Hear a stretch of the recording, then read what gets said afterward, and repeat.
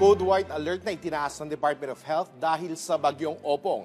At update sa health situation naman inilikas dahil sa bagyo, ating tatalakayin kasama si Assistant Secretary Albert Domingo, ang tagapagsalita ng Department of Health. Asik Albert, magandang tanghali po. Magandang tanghali, Asik Dale and Director Cheryl. Magandang hapon rin sa lahat ng mga nakikinig at nanonood sa atin. Opo. Asek, para mas maunawaan ng ating mga kababayan, pakipaliwanag po ang ibig sabihin ng Code White Alert status na itinaas ngayon ng DOH dahil sa bagyong Opong.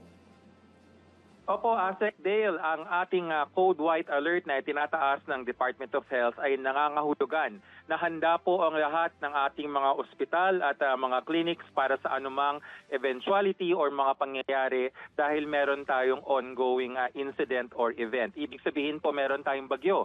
Si Opong po na kasalukuyan dumadaan sa ating bansa.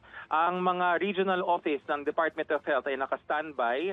Yun pong ating mga gamot, actually nauna na po yun, naka-preposition po sila all the way down dun sa ating mga local government units.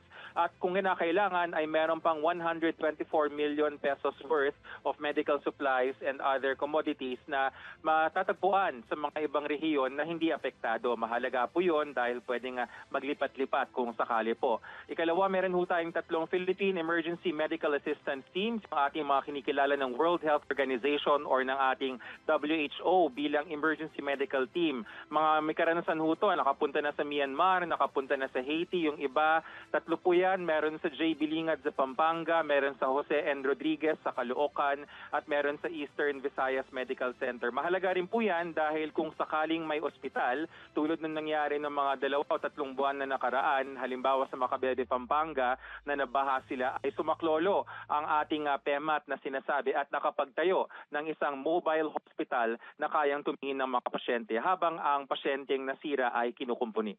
Asek? Asek, kamusta naman po yung pakikipag-ugnayan ng DOH sa mga LGU at barangay health workers para po maipaabot yung agarang impormasyon tungkol sa landslide, hazards, yung pagbaha at kalusugan din po? Yes, Dr. Cheryl, kasama yan sa ating Code White. No? Tuloy-tuloy po yung pagbigay natin ng impormasyon sa lahat ng ating mga tinatawag na channels. Isa rin po ito ang ating Bagong Pilipinas ngayon. Maraming salamat sa ating Integrated State Media at pati sa ating mga ibang mga kapatid, kapamilya at puso na siyang nagbo-broadcast ng lahat ng mga advice and warnings ng Department of Health. Nakakarating po yan, pati ang ating Department of Interior and Local Government na siyang nag-supervise sa mga local government units ang nagkakaskade ng lahat po ng impormasyon. Dahil pagdating sa pagresponde sa ating frontline, importante po yung mga health emergency response teams na hindi lamang nanggagaling sa DOH, ngunit nanggagaling rin sa ating mga munisipalidad, mga syudad at mga lalawigan. Asek, paano po sinisiguro ng DOH na may sapat na tao at gamit sa mga DOH-accredited hospital at evacuation centers tuwing may kalamidad?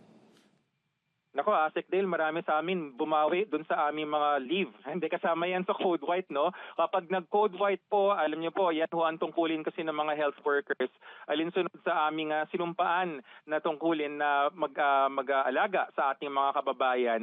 Kami po ay tumataas yung awareness, tumataas yung ating staffing pagdating dun sa mga ating health facilities at naka-standby nga po yung ating mga nabanggit na mga emergency teams for any eventuality. Asek, nagbigay na po ng babala ang DOH kaugnay ng mga pagiging alerto sa landslide. Ano po yung mga pangunahing palatandaan ng paparating na landslide na dapat pong bantayan ng publiko, lalo na yung mga nandoon sa mga bulubunduking lugar? Tama yan, Director Cheryl. Pag nakita ho natin, mga kababayan, na yung paligid natin ay nagkakaroon ng bitak sa lupa, hindi naman lumindol, o kaya yung mga pader ng ating mga bahay or mga establishmento ay nagkakaroon ng bitak ng crack na sinasabi pero hindi na nga lumindol, tapos yung mga poste, tignan nyo po yung mga puno o kaya mga bakod, parang tumatabingi.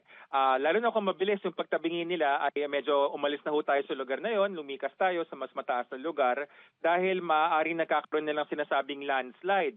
Pag may nakita kayong tubig na bumubulwak kung saan nanggagaling o kaya putik na kakaiba, lalo na dun sa mga bundok na lugar, no, or sa tabi ng ilog, o kaya pag nakita natin na hindi natin nahihirapan tayong magbukas ng pintuan, nabubuksan naman natin, baka po kasi nag-iiba yung sinasabing alignment ng lupa kung nasaan tayo. In the first place, Director Cheryl, ASEC Dale, dapat nga po pag sinabi ng ating mga barangay, mga mayor, mga gobernador na lumikas na, huwag na ho nating antayin na nakakita tayo ng bitak sa pader. Dapat ho matagal na tayo lumikas para sa ating kaligtasan.